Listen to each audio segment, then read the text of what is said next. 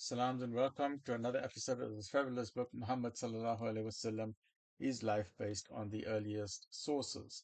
And as we mentioned, we are busy with part number 211 in chapter number 66, where now we are talking about the dilemma of the Quraysh. And the dilemma of the Quraysh is when Nabi Sallallahu Alaihi Wasallam has a dream that he's now going for Umrah. And the dream, as you know, the dreams of the Prophet Sallallahu Alaihi Wasallam are true. And he told the Sahaba they were very, very happy. And now preparations are being made to go for the Umrah. So the Sahaba purchased 70 camels to be sacrificed in the sacred precinct. The meat would then be distributed among the poor of Mecca. The Prophet ﷺ decided to take one of his wives with him, and the one who he took with him was Salama. Please remember this name, Salama, because it is very, very important. She gives a fabulous, fabulous suggestion and solution to a problem that was besieging the Prophet ﷺ. And in addition to Salama, there were also many other women, but two prominent women were the two women of Hazraj who had been present at the second Aqaba, and one whose name was Nusayba Ridlaw Anha and Mani Ridlaw Anha.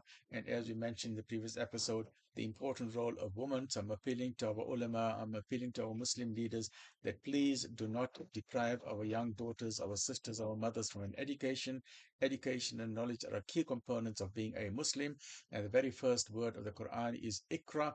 That is the very first revelation. Chapter 96, verse number 1 is Iqra, which means read. So this indicates the importance of knowledge. It does not say read only for men. It says read, whether you're a man or a woman. Reading is absolutely essential.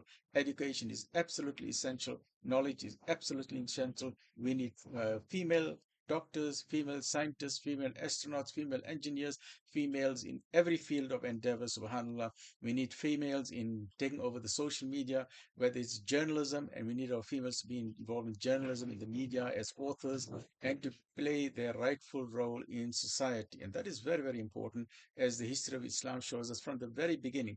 Hazrat Aisha, radiallahu anha, an outstanding scholar, a superbly intelligent human being, and we need to learn lessons from them. The very first university in the world, the very first university in the world is still existing in Morocco, in North Africa, and that is also a UNESCO World Heritage Site, the first university in the world, before Oxford, before Harvard, before Wits University, before any other university in the world. And who designed it, who built it, who funded it was a woman. Subhanallah. Right. So let's continue with this. So the Sahaba are now making preparations to go for Umrah to Makkah. Subhanallah. So each man took with him a sword and what might be needed for hunting. But before they set off, Umar bin al-Khattab and Sa'd ibn Ubadah suggested that they should go fully armed, but Nabi Sallallahu Alaihi Wasallam decided no. Now remember, when we say sword, we are not saying a sword used in warfare or in fighting. This is just a side dagger, which anyone uses, especially in the Arab tribes, like how you have in Yemen, you have the Yemeni dagger, which is a small sharp dagger or a small knife. Now you use it in the desert.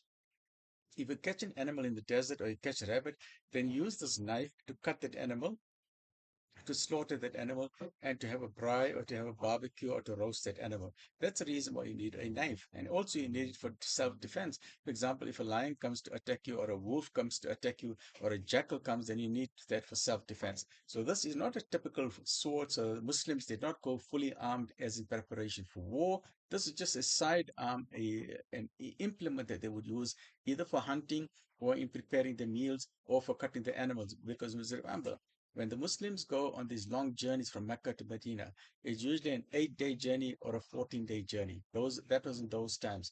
Today you can go by car 3-4 hours or by plane an hour. So I don't know how long it takes, Allahu Alam.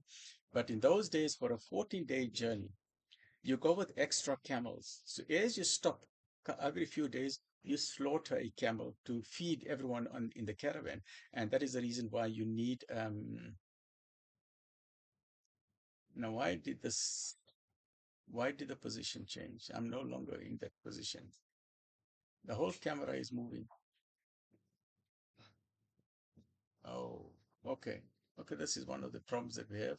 But at least with this, okay, let's see if we fix this up. Okay, let's see what's up. Okay, this camera is moving from its position. So let's put it back there. We need to put a tape there. Okay, we need to tape it down. So we need to take the plastic out from there. Okay, well, this is just a test run. It's already nearly, we are nearly there. It's nearly Maghrib time, but let's see if we can put it at that position. I'm happy with that position, so let's stop that.